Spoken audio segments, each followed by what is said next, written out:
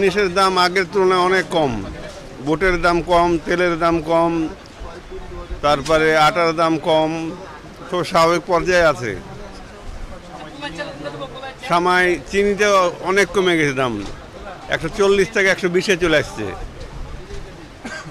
সামাই সামাই যেগুলো খুচরা 160 টাকা, তার চেয়ে কমাটা হলো 140 টাকা, তার চেয়ে কমাটা হলো 120 টাকা। প্যাকেটগুলো বিভিন্ন সাইজের, বিভিন্ন দাম।